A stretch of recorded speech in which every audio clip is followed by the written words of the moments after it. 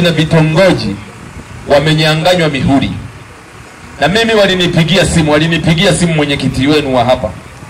Akaniambia mihuri wamefanyeje, wamenyanganywa. Na mimi nikaanza kufuatilia. Nikaongea na mamlaka zinazohusika na serikali za mitaa.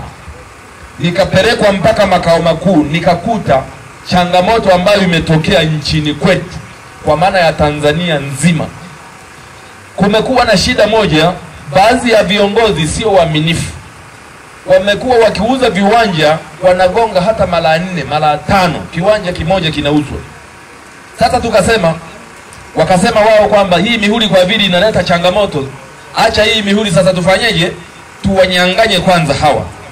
Kwa hiyo mihuri yenu imeshikiliwa kwa muda. Najua nyie hamjafanya hivyo huku Mbogwe, lakini Tabora na Dodoma na Dar es Salaam na Arusha wamefanya. Sijui mnanielewa sasa. Waziri anayeongoza hizo serikali za mitaa ni mtu mmoja ambaye ni waziri wa TAMISEMI. Sasa akaona ni busara awanyanganye kwanza hii mihuri ili kusudi tuelewane kwanza. Kwa sababu gani migogoro inazidi kuwa mingi? Lakini pia nafahamu vitongoji mmekuwa mkiandika vibali kwa wafanyabiashara wa ng'ombe, wanapeleka mnadani na maeneo mengine, si ndio? Mtu akitaka kupeleka hata mbuzi anaandikiwa na kitongoji, si ndio? Najua lazima tutapata changamoto kidogo. Na mimi nimeshamwambia waziri hilo. Sasa hii changamoto itakuwa kubwa. Sasa tuwaombe kwa wakati huu mtendaji wa kijiji na mtendaji wa kata, kwa wakati huu muwe bize kusikiliza wananchi. Na isitokee hasa hapa Mbogwe akashindwa mtu kupeleka ng'ombe yake, amekoswa kibali. Sisi tunaelewana? Hilo sio swala la mjadala. Kibali ni bure kwenye sheria zetu. Kibali ni bure. Haya mengine na mengine jahameza na kieni ya maelewano gimwe tu. Lakini mimi ninayesimamia serikali kuu, sheria zake siwezi kusema kugangu kinahera bure. Na hili agizo ni la CCM.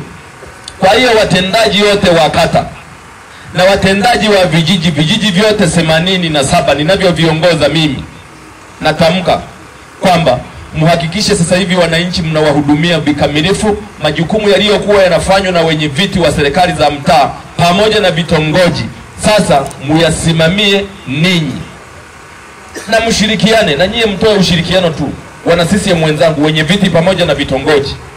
Kwa sababu vitongoji ninyi ni wenyeji kwenye maeneo. Mnafahamu fulani ana ng'ombe, fulani ana punda, fulani ana mbuzi. Mtendaji yaweza kuwa yeye hawajui. Sasa anapotaka kibali mwananchi, wewe kitongoji toa ushirikiano, mtu apatiwe nini? Kibali.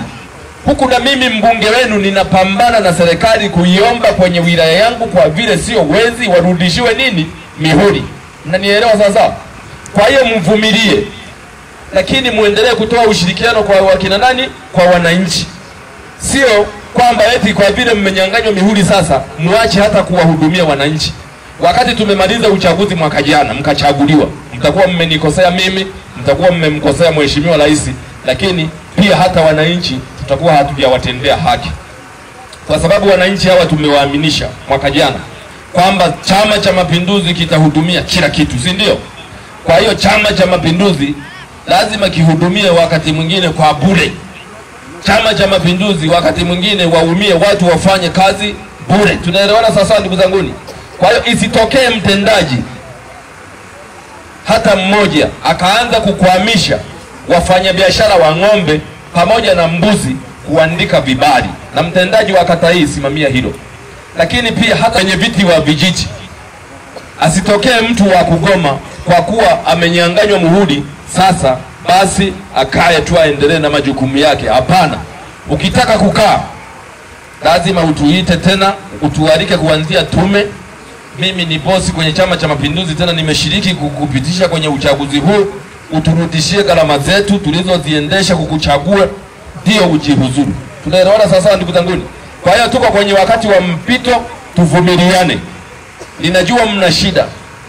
Mlishazoea kulambalamba, utwahameza akakinehe na yote yabangana shida, lakini tupambane, tuvumilie. Sawa sawa watu bane. Vitongoji oye. Wenye viti wa kijiji oye. Hebu naomba mikono juu, mikono juu. Yadamani mikono wangu.